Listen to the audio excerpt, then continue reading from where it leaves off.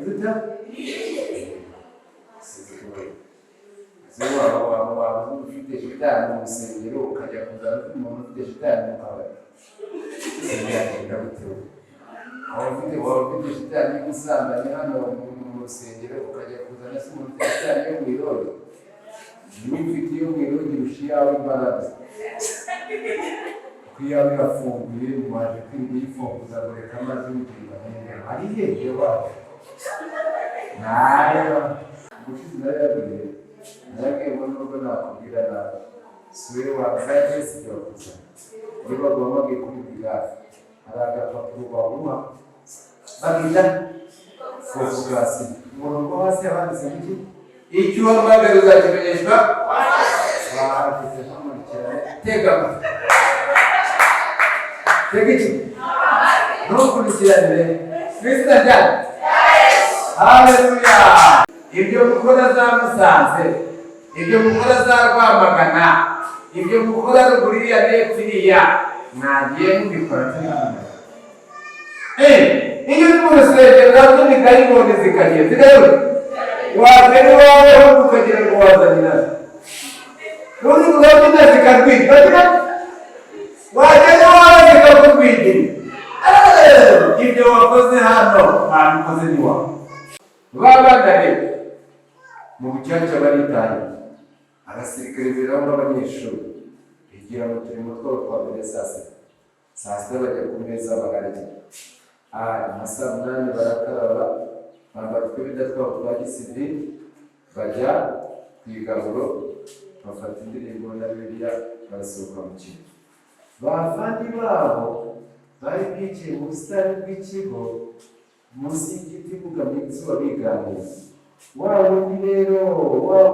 wundi barinda kubakurira afandi wabo abarababona ahita bamagana ati mugiye bashaka kamwe kagira bya afandi ati ni ukuri tugiye kwigamo afandi aravuga ngo nona ndavuze ngo kuba kuko hariya hose nimuharangiza mujye kwigamo mujye umwana aca bugufi buri atavanga tuwatubabariye ko nituva kwigaburo tuza kwambaho mugenzi we yibuka inama Imana yari babwiye kubaza yibuka icyo Imana yari bavuze ahita aramuhindukira atariko wowe urasaba imbabazi z'iki ku Imana yatubwiye ko tuzajya kwigaburo tuzajya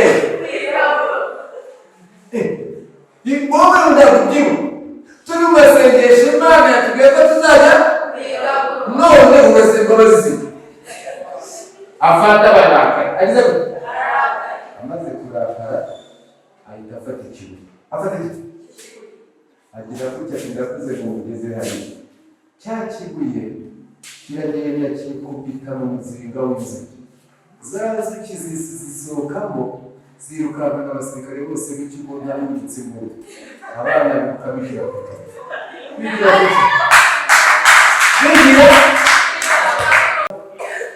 ariko abakristo buri wese yemeye kuri mubiri baravuga ibibazo by'ubuye n'ibyiza bajya munsi ngo nyine mukosora ibintu kubera ko Imana yabatumye amagambo ntishaka kuyifana irashaka kuvuga ibintu irashaka kubikora irashaka ko yakubwiye ngo nimuntu uramutse ijambo ryawe nta bintu by'amashyengo birimo n'akamaro nako gakora rero ngo yawe yasenabonaga urapfa n'ujya gusura ngo yamwizwa mubeshya hanze gusa nta kindi ukabyina n'ibyaha n'ibipagana n'ibyaha ntabwo ushobora kuzana umuntu kwa Yesu kandi ufite shitani irutiye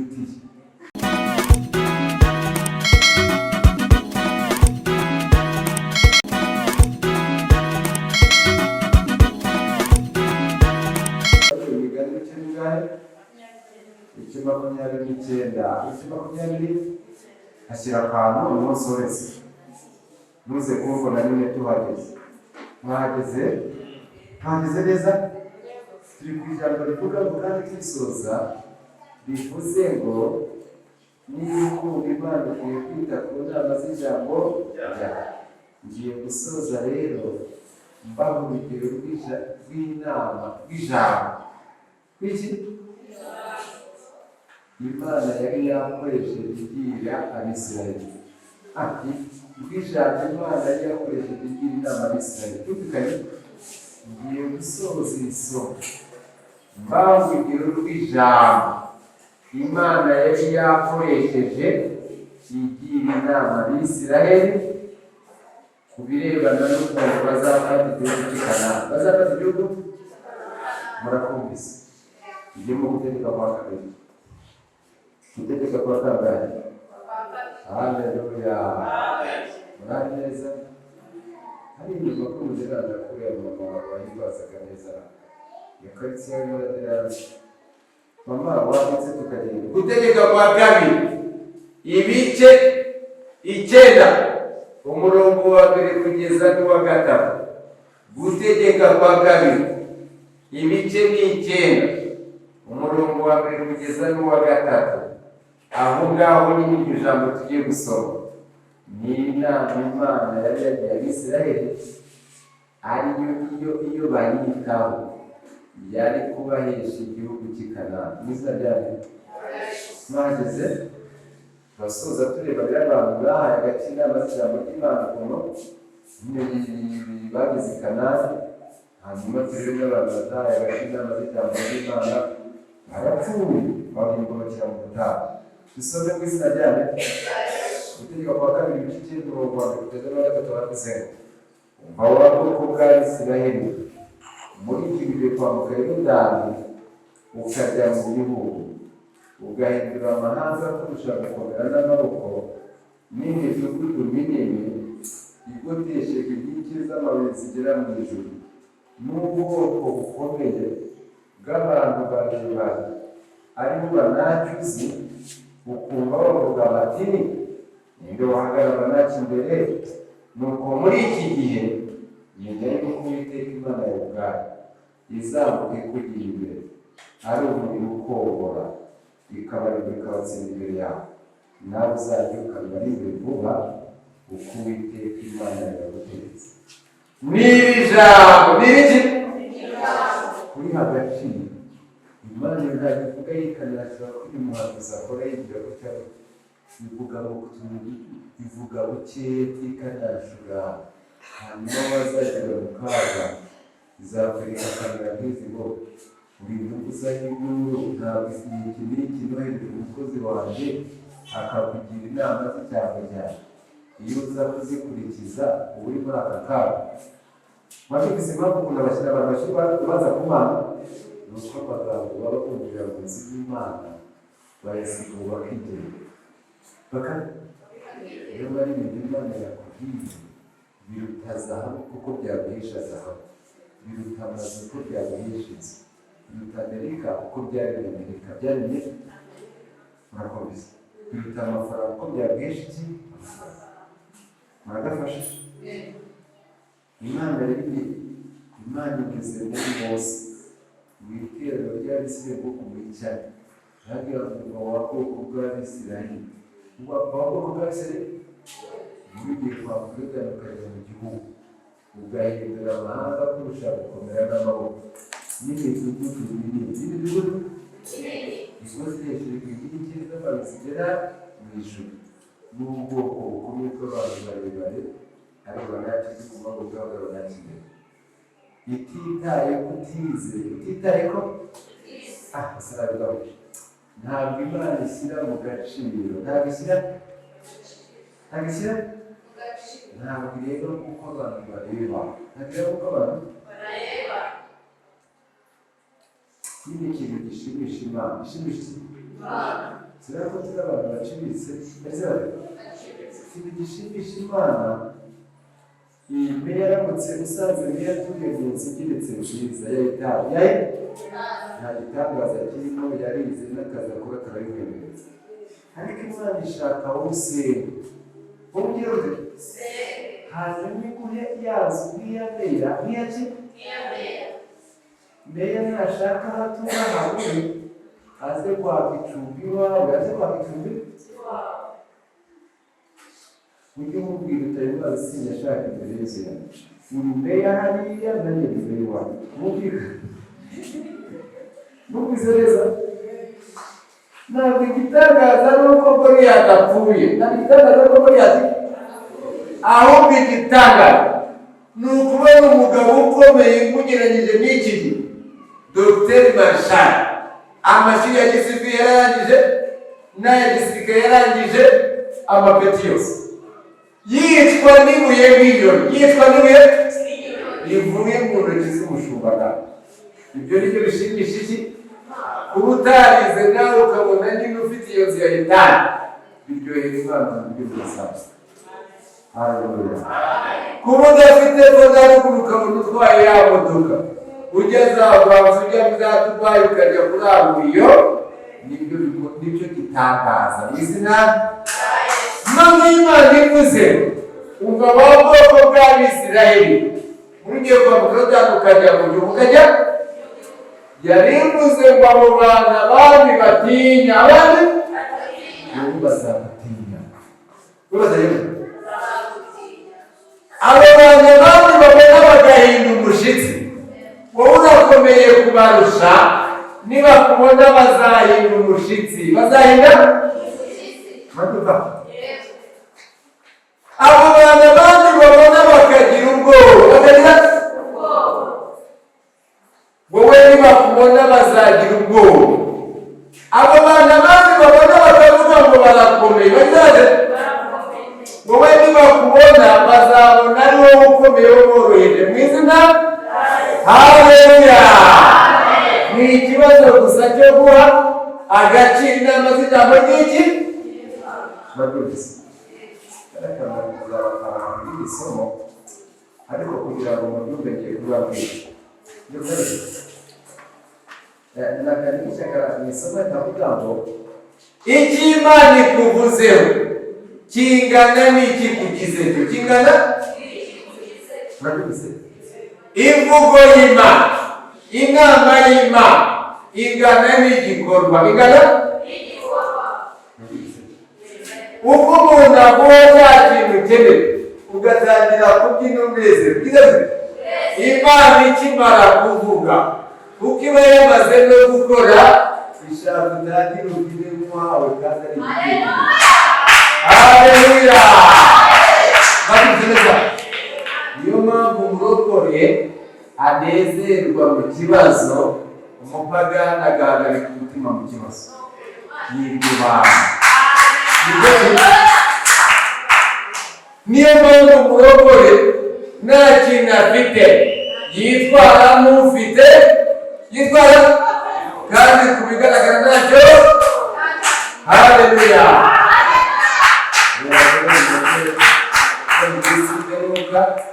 Aba ariko kuganya n'umupagani akaganya, bituma imigisha yabihera wa mupagani. Impamvu ibyawe n'umupagani, umupagani abakurusha ubwenge. Umupagani ahagarika umutima, akora ibizira akabikorera hasi, akabikorera. Wowe rero wateye intambwe mbi cyane, waje gukora ibizira kandi ahantu heza. Indaya kurusha agaciro, kuko indaya n'imikora kwa Satani igahembesha kwambe kwa Satani. None nawe urazambana n'indaya, urasambana n'iki? Kandi tukaza kwirirwa wirinda imbere y'Imana uzapfuka. Igipande kiwe wakizanye ku Mana, wakizanye gusubiriza wakoze kwa Satani no Imana izahemba. Indaya ikora kwa Satani igahembesha kwambe, none nawe ukora kwa Satani n'indaya uje guhembesha ku Mana. Indaya izabakaza umujyi ukirindanye. Mwabyumvise ni icyo gikinisha abarokore. Mugire bwa iki mukineshwe n'uko utize, mukineshwe n'uko utagira mwene wawe, mukineshwe n'uko washatse nabi, mukineshwe n'uko uri imfubyi n'umupfakazi, ukineshwe n'uko Imana yakuzanye mu nzu yayo. Mu nzu ibyo kwa Shitani ukabizana mu kwakira, ntabwo yasenga uzajyana.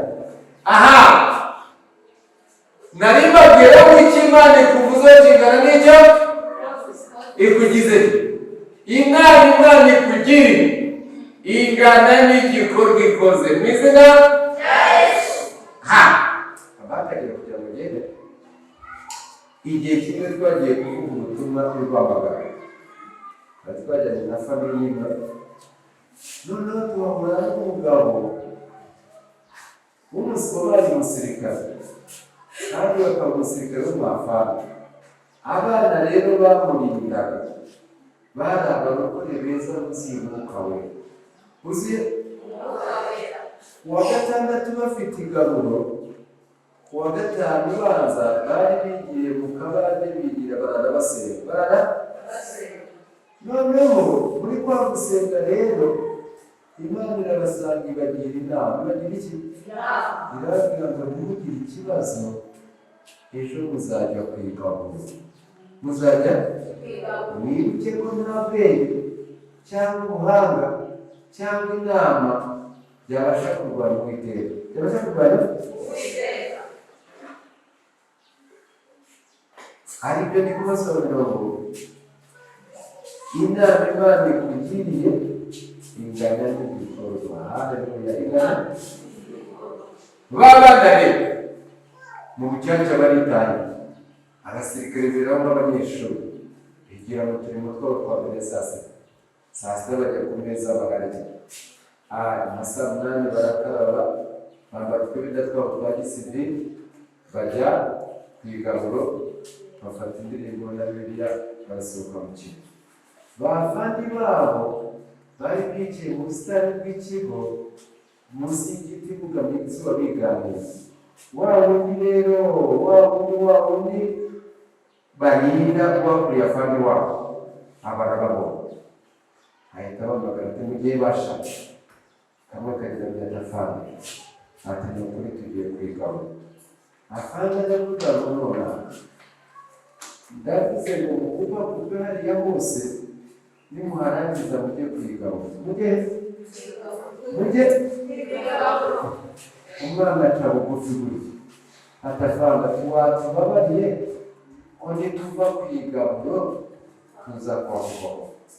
Mugenzi we yibuka inama Imana yari yababwiye ko bazajya yibuka icyo Imana yari yavuze, ahita aramuhindukira ati ariko wowe urasaba imbabazi z'iki ku Imana yatubwiye ko tuzajya kwigaburo? Tuzajya kwigaburo wowe ndakubyibu turi mu masengesho Imana yatubwiye ko tuzajya none urasaba imbabazi. Afata barakara agize amaze kurakara ahita afata ikibuye agira gutya ndakuze ngo mugeze hariya. Cya kibuye kiragenda kikubita mu muzinga w'inzuki. Za nzuki zisohokamo zirukankana abasirikare bose b'ikigo ntayibutse ngo abana bikabije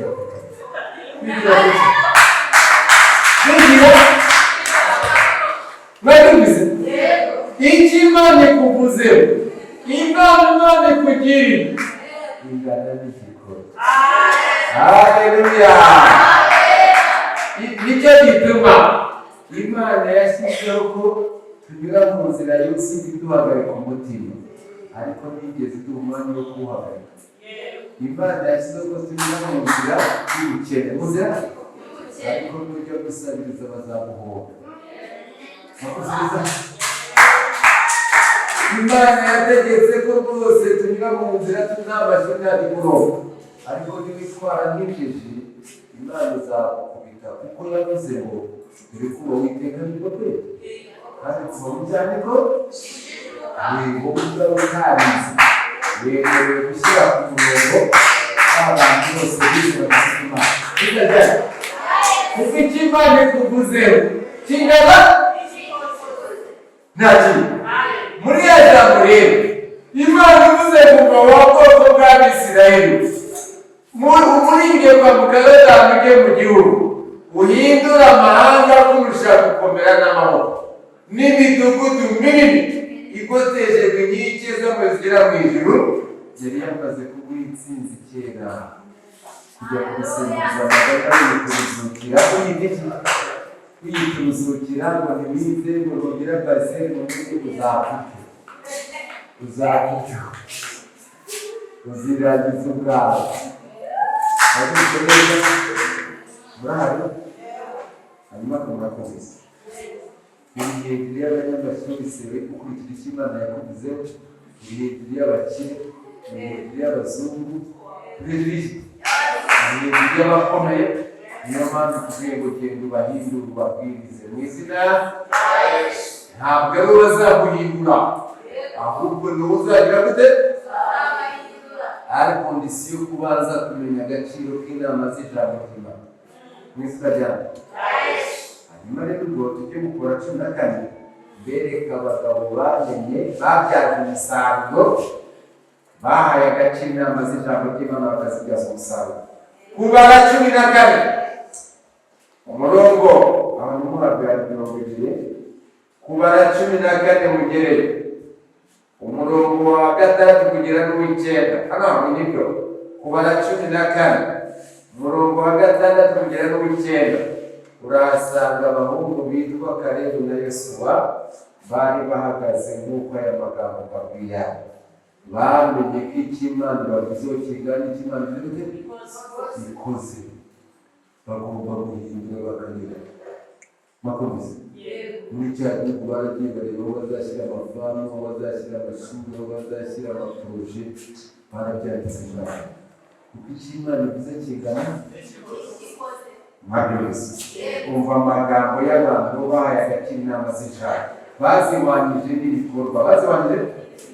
Kubara 14 umurongo wa 6 kugera n'uw'Icyenda. Aravuze ngo Yosuwa mwene Nuni na Kalebu mwene Yefune bari mu mubare w'abatasiwe igihugu, bashishimura imyenda yabo, babwira iteraniro ry'abisirayeli ryose bati, igihugu twaciyemo tugitata ni cyiza cyane. Niba Uwiteka twishimira, azatujyana muri iyo gihugu akiduye, kandi ari igihugu cy'amata n'ubuki. Icyakora nimugomere Uwiteka kandi mutinye bene icyo gihugu, tuzabarya n'imitsima ntibagifite kibakingira, kandi Uwiteka ari mu ruhande rwacu n'umubatiza. None se mama ndagiye gusoma ikigereranya biriya ubwo ntuvuze byombi? Kabira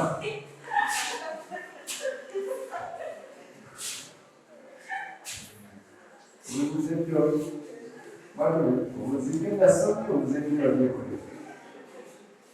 Haleluya. Ntabwo namusubiramo, wabyumvise?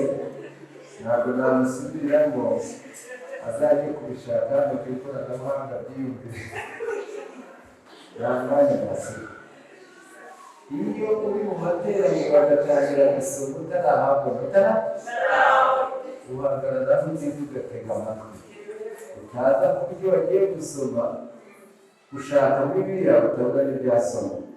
Kandi iyo urimo kwandika urimo wabyanditse uri bugende ukabisoma, urimo kwivanga kwa mugabo. Muragafashe aho ni mwabumbe, aho ni mugende ni mwabumbe. Hari irindi jambo mwabonye amagambo ya Kalebu na Yosuwa, aya mahoro wumva, aya mahoro barimo kubona Yosuwa mwene na Kalebu mwene Yefune bari batasiye icyo gihugu, bashishimura imyenda yabo, babwira iteraniro ry'abisirayeli, igihugu twaciyemo tugitata ni cyiza cyane. Niba Uwiteka twishimye, azatujyana muri gihugu akiduye, kandi ari igihugu cy'amata n'ubuki. None narebye kubera ko bahaye agaciro inama z'ijambo ry'Imana zirabizi, barabona bazarya banaki n'umutsima. Icyo kintu rero ariko abakristo buri wese yemeye kuri mwumva ibi, baravuga ibibazo by'ubuyobozi bizabarya n'umutsima. Ngo nyine mukosora ibintu kubera ko Imana yagutumye amagambo ntishaka kuyifana, irashaka ko ubiba ibintu, irashaka kubikora, irashaka ko yakubwiye ngo nimuntu uramutse itondera ijambo ryawe, nta bintu by'amashyengo birimo n'akamaro ntabwo gakora. Rero kugira ngo ngo yawe yase nabonaga urasanga ugakosora, ngo yamwizwa mubeshya hanze gusa nta kintu ukabyina n'ibyaha n'ibipagana n'ibifite ibyaha. Ntabwo ushobora kuzana umuntu kwa Yesu kandi ufite shitani irutiye iruta waba ufite shitani mu rusengero ukajya kuzana umuntu ufite shitani mu kabari, byagenda bitewe. wafite shitani y'ubusambanyi hano mu rusengero ukajya kuzana se umuntu shitani yo mu irondo n'imfite yo mu irondo irusha iyawe imbaraga kuko iyawe irafunguye mwaje kwiga uyifunguza ngo reka amazi y'umutima ari hehe wawe nayo esa nahise byakajyana ntabwo byemera mukosora ibintu mu izina haleluya numva mbabwira nabi ubushize narayabwiye narabwiye ngo nubwo nakubwira nabi siwe wakaje sibyo kuza niba bagombaga kubibwira hari agapapuro baguha babwira fotogasi umurongo hasi handitse iki icyo uhamagara uzakimenyeshwa wahageze ntamukurikirane tega iki ntukurikirane mu izina ryanyu haleluya nishaka ibintu bya pirate ntabwo uhamagara uhamagara abantu ba pirate bene wacu babimusezereje ndakubwira n'ingendo mu izina ryanyu ukazazira n'icyo wumvise basi cyangwa ukazakizwa n'icyo wumvise haleluya wabonye Kalebu na Yesu ariya magambo bumva n'ay'abantu bahaye agaciro inama z'ijambo ry'Imana kuko iyo inama Imana ikugiriye ingana n'igikorwa muragafasha noneho rero genda ureba aho hafi kubara 14 aho twari turi igice kimwe ari umurongo bigeze mu wa kane urebe ba bantu batahaye agaciro inama z'ijambo ry'Imana batahaye iki agaciro inama z'ijambo ry'Imana ibigambo byabo bimeze nk'ibyari ku isoko ry'ubuzima niko abakristo bose bameze igendagenda cyane bitwasikana n'ibyo hariya zaburi zaki ubu n'ubwo ureba ndi hano navuye mu rugo ryo kwigisha urubyiruko hari i Masaka hanyuma ndangiza saa 7 n'iminota 10 ku muhanda nagiye ntabwo ngiye kugenda se reba ko i Masaka usega saa 7 ngeze hano ikibazo bagasara 11 kandi barabana bigisha natira saa 4 zagaze ku muryango ati ngwino twigisha uriya muyobozi uriya ugiye kwigisha muhanda zabahiye mitana bigisha saa 12:20 wa muhungu wamurika kuri moto ageza mu rugo naryamye nzi ko nimugoroba azakubigisha aka kazi bakora nk'umwuga bakora iki ari uwishe umushomeri nabwo umushomeri n'isoni nikundanye n'uwari wose muzapfa mucyo muzapfa naragiye ngo natinze gushaka ariko Imana yanyigishije ibintu nomero ya mbere nomero nta yigete n'imwe wese wabyigiramo haleluya kubara 14 murongo wa mbere kugeza n'uwa 4 ayo magambo n'ay'abantu batahaye agaciro batahaye agaciro inama z'ijambo ry'Imana kandi turi kujambo rivuga ngo niba ukunda Imana ukwiye kwita ku nama z'ijambo ryayo reba ry'abantu b'Imana kubara 14 rimwe kandi aravuze iteraniro ryose ritera hejuru rirataka amani iryo joro bararira abisiri bose bitotombera Mose na Aroni iteraniro ryose rirabwira riti iyo batwaraguye mu gihugu cy'Egiputa cyangwa iyo batwaraguye mu butayu Uwiteka tujyana iki muri icyo gihugu kugira ngo twicirwe n'inkota abagore bacu n'abana bacu bazaba iminyago ikiruta ko twasubira muri Egiputa baravugana bati twikire umugabo dusubire muri Egiputa ibi bigambo ni iby'abantu b'Imana kuko bijyawe no kwanga inama z'ijambo ryayo Imana yavuze ko abantu bakomeye bahagaritse bavuga ngo twabona tumeze nk'inzige n'iki ngo ariko si ko babona tumeze nk'inzige ati natwe twabona tumeze nkazo ibyo bigambo biyatumiyeho ntabwo ari Imana yabavuze ibyo ugenda uvuga ngo ntiwize uvuga ngo umeze uko ntabwo ari Imana yakuvuzeho Imana yavuze kuri umwana wacu kuri umwana none urugendo uvuga ngo uzapfurwe ibyo wiyatura wowe uzabinyuramo. Ariko ba Kalebu na Yesu basobanukiwe agaciro k'inama z'ijambo, bagomba kuby'abanaki bakubaka amategeko ubuzima. Aya magambo rero umuntu uri guhagarika umutima akaba afite ubwoba, akavuga ngo ndarara, akavuga ngo uyu mujyi, akavuga ngo ibiki shaka ufite badayimu, ufite satani na nyina na nyirapfu n'ibyana byabo bizahanga. Nibyo bizakwicyora byose. Muragafata nibyo bizakwica. Jya watura iby'Imana yakuvuzeho mu izina, watura ijambo ry'Imana mu kanwa kawe mu izina. Haleluya.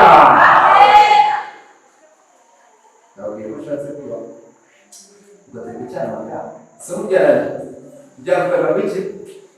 Byavugaga ngo umuntu niba ukunda Imana ukwiye kwita ku nama z'ijambo kariya ndakaretse. Mugende dusubize muri Mariko ngiye kuha akazamini gato. Mariko ibice 4 umurongo wa 35 kugeza 41. Mariko ibice 4 Mariko ibice 4 umurongo wa 35 kugeza n'umurongo wa 41. Nawe dusorete. Haleluya. Mariko kangahe? Ngiye kuba akazamini. Ngiye kuba ngiye kuba isuzuma ubumenyi ndebe ibikuru byasimo mwabyumvise. Hakubise murahise Mariko ibice 4 umurongo wa 35 kugeza n'uwa 41. Uwa 41 avuze iki? Aravuze ngo kuri uwo munsi w'ubugorobye arababwira ati twambuke tujye hakurya. Basiga abantu bamujyana mu bwato yahozemo, kandi hari n'andi mato hamwe nabo. Nuko ishuhe y'umuyaga iraza, umuraba wisuka mu bwato, bigeza aho bwenga kureba. Yarasinziriye aryamye kwerekeza. Baramukangura baravuga bati yiseguye umusego. Yarasinziriye aryamye kwerekeza yiseguye umusego.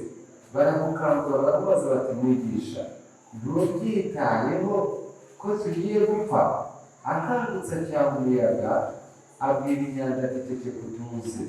Umuyaga uratuza, inyanja iratungana rwose. Arababaza ati ni iki kibatera ubwoba? Nimurize. Baratinya cyane baravugana bati mbega uyu ni muntu ki utuma umuyaga n'inyanja bimwumvira? Utuma umuyaga n'inyanja numvise neza. Ngiye kubaza ikibazo ruka azamenya kuba bano bigishwa ba Yesu ko bikiranye n'ubwato bageze mu nyanja hirya. Bageze mu nyanja n'uwava ageze ku hariya ku gishuti murareba kurarahiye. Urumva batangiye kure bagiye kubona umurasumba y'amatara birimo kuva kubi, kandi tipe yisinziriye barirwanaho barada babonye kuri babonye byanze n'ukuri rwo kubagira abajana bahita birukanka bajyaho Yesu bajya baramucungagatanya.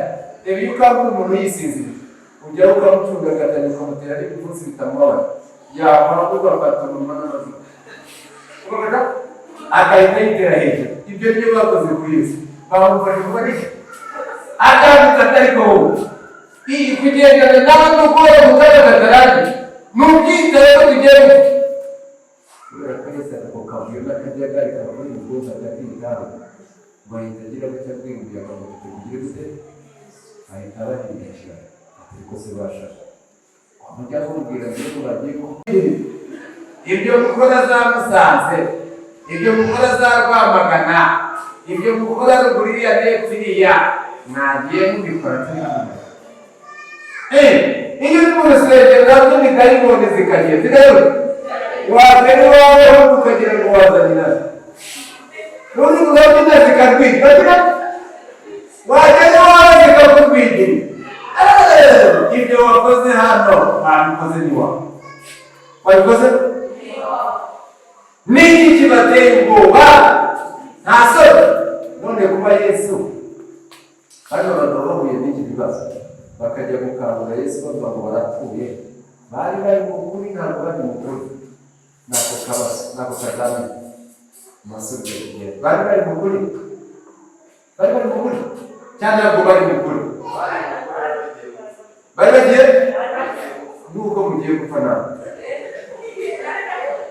ndetse nyine iyo baza kuba mu kuri iyo baza kuba ntabwo Yesu aba yarabagaye waba uri mu kuri bakavugaye arabagaye arababwira ngo niki kibateye ubwoba nimurize ahubwo atasiyo ku murongo wa 35 ntabwo Yesu ajya gushora aguha igisubizo mbere y'uko ikibazo kiza mu isura y'inama z'ijambo mu isura y'inama mu matorero nk'ayo wagira ngo arashyira ntabwo Bibiliya ari Ikinyarwanda ni ururimi rwo mu ijuru Imana yandikiye abanyarwanda mu Kinyarwanda kugira ngo imwiyeze kuruta ayandi bitande babirizi abise bane kubyaza umusaruro ikabica natwe abanyarwanda twirwaza mama urimo n'umuntu ukumva n'Ikinyarwanda ntabwo ari Ikinyarwanda ni ururimi rwo mu ijuru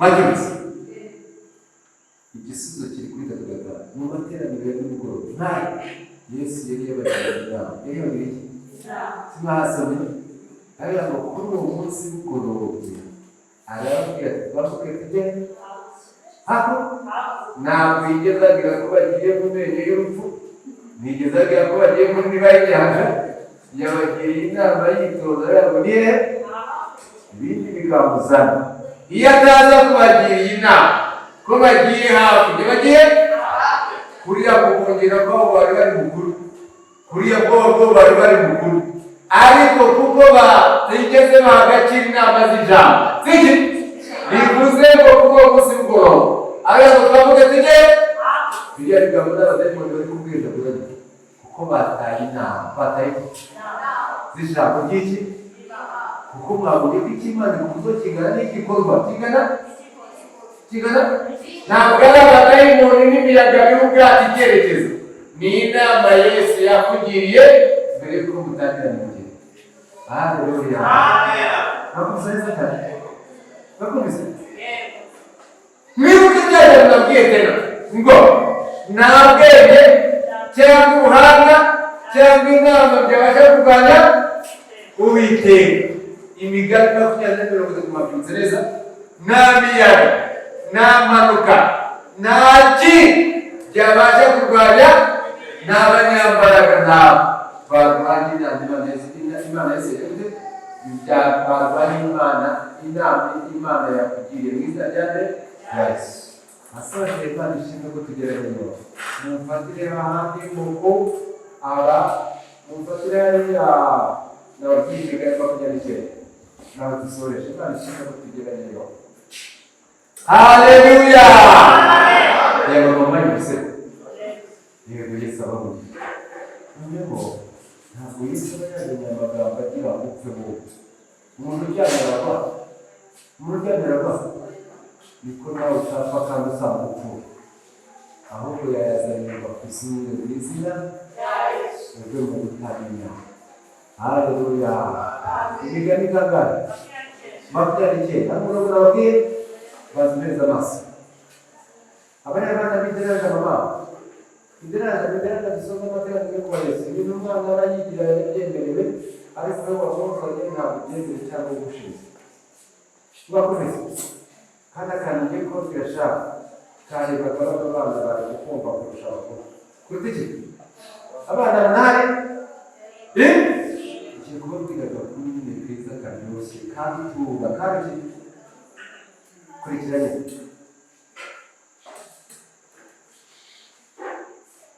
nagakurikiye ko hakabumvisha ibyo yavuze ariko isomo ryanjye ryavuze ngo niba ukunda Imana ukwiye kwita ku nama z'ijambo ryawe kwita ku nama akanyoni kagakanda kureba, akanyoni karazindutse kajya gushaka ibyo kurya by'abana babo, kajya gushaka ibyo kurya ngira iki jambo ririmo umwanya mwiza, umwanya wo kutabera. Akanyoni karazindutse, nuko akagakuru niko dusorejeho. Akanyoni karazindutse kajya gushaka ibyo kurya by'abana babo, kageze mu nzira rero umwana w'umushumba aragafata ashaka kukwica, agiye kukwica. Ka kanyoni karavuga ngo waba ntibyice, ubu ndi ku murimo ukomeye wo gushaka ibyo kurya by'abana banjye, wo gushaka ibyo kurya by'abana. Nutanyica, nutajya ndakugira inama 3 kandi nuzikurikiza uzahumuka. Uzabiki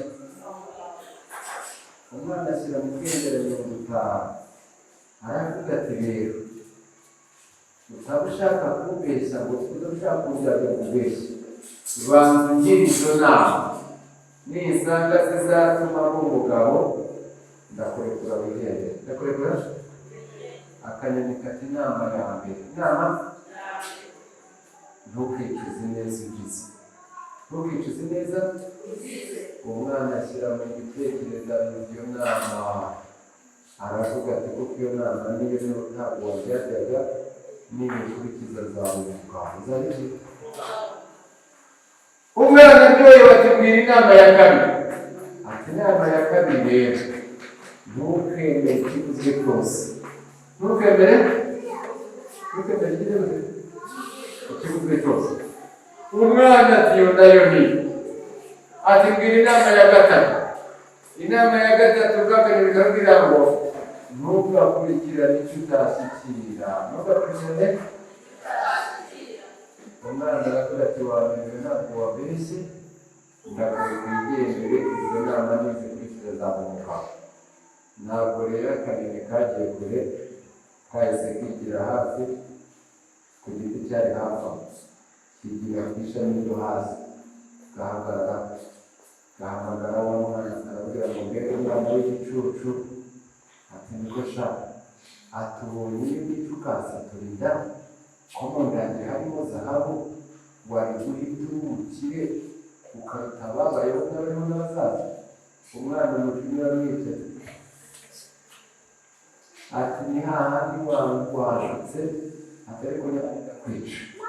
Mbega inyoni yarakifashe ajya kwiruka n'inyoni mu giti, araza ari umunani, akanyoni kigira ku isani rikurikiye, arajya ajya kuyinjira kwizamuki, bakomeza bamubwirwa mu giti bazenguruka bagera hejuru gutya. Ndabona umwana ntanganya n'inyoni biro, ntanganya n'inyoni biro. Hanyuma rero umwana ko yatangiye inyoni ayikurikiye, ntiyamenya ko yageze hasi ku mutwe w'igiti boye, mu ishami rya wa mutwe w'igiti waravunitse. Umwana amanuka akonyagurika mu gashami y'ibiti, aturagurika no hasi ngo pipi, ari kumvirana amagufa yakonyaguritse. Ka kanyoni karagaruka gutya, gahagarara hano karamwitegereza arimo kuvugiza imbere abongeye, karavuga ngo mbega umwana w'igicucu, ati niko shaka. Neza kandi inama mugira urazibagirwa. Ntabwo nakubwiye ngo ntukicuze neza ugize, bikazatuma uba umugabo. None se kuyisi unyirukana ushaka kunyirwa wumviye neza, ujye kwinga unyigiye imbere, uhise ubyicuza. Ntabwo ngo ntukicuze neza ugize, ntabwo ukabona kubwira ko uzanyuranye. Ikindi cya kabiri, ntabwo nakubwiye ngo ntukemere ikivuzwe cyose. We wemeraga ko inyoni igira zahabu mu nda, kuva wavuka wigeze ubona inyoni igira zahabu mu nda? Ntase ngo. Ikindi cya gatatu, ntabwo nakubwiye ngo ntugakurikirane icyo utashyikira icyo utayobewe. Wakurikiranaga inyoni mu kirere wogira amababa. Ugira?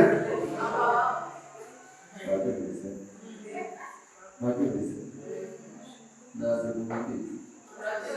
Muzabimenya mubigezeho. Ijoro riragira habuze. Niba ukunda Imana ukwiye kwita ku nama z'ijambo ryayo. Yesu ni umuntu munini, ariko kugira ngo atugereho, kugira ngo agereho. Mama wakuche mutera kugira kino cy'igiti iyo bice ntabwo wako no bigiye bazengurutse kuri muri utwo tw'amashyira. Yesu wazanye ndimo gutanga amazi ukayakandagiramo hose iyo izo ni uko nayo mujye. Haleluya. Umatera ibintu byo kugerageza kugira ngo murakorere Imana bantu bagacira inama z'ijambo utuzi kugero utu wataye akazi ka Mariya ugiye ka Mariya ntabwo rero bwihuse ntabwo uje rero mwabyumvise urabona igihe wasirikiye kurya ubana nawe utari kariya kazi ugenda amazi kunze kuyafata cyangwa yagora urugo wakutuje mu zindi mwabyumvise ntabwo abashaka gukura mu Mana kuko akavuyo n'akajagari bagira ngo uzaba mu gikombe bakazana disipurine muri ibi bintu n'igiti kintu cya mbere nicyo kintu muragafasha neza. Yesu rero tunategura abigisha batandukanye n'abavugabutumwa twabona agatsinda kujyamo tubyina twirebe ni Yesu w'ingingo ako kanyoni n'ibiti. Yesu niwe ka kanyoni abagihiye tumutwara bakugira inama kugira iki n'abakagifatana gusaba ngo barakoze neza sawa wamwigisha uri vagavanga kugira ngo ni Yesu wawihinduye ni Yesu wawihinduye wamwigisha kugira ngo barebe icyo urimo. Waba ubikora neza ukagenda umwaka uriya ni hatari. Okay? Muri ibi bintu nta hatari haba. Nta hatari narababwiye ngo ntabwo narababwiye mu yandi mashuri twiga mu Swiss nta mwarimu gukorana ikizamini n'uwo yigisha n'uwo ariko kubera ko iri shuri atari iry'aho atari irya Mose atari irya atari irya Pastor nakubize ko ridasanzwe ubwiriza n'ubwirizwa Yesu abahera ikizamini hamwe. Uhanura n'uhanura Yesu abahera ikizamini. Uririmba n'uwaririmba Yesu abahera ikizamini. Uhugura n'uhugurwa Yesu abahera ikizamini. Ni uburyo Mose nawe nibo babwirije Kalebu na Yesu. Imana ibaha ikizamini. Kalebu basigara Mose nawe basigara mu butayu baratsinda kugira ngo Kalebu na Yesu barambuka. Murakina n'ibyo mutazi hirwa mubeshyira abantu kanaka afite amavuta natuma agacira inama z'ijambo ry'iki ugashyira mu bikorwa ijambo ry'iki ibindi ntabwo ari byo nibyo wiyibanira narafashe.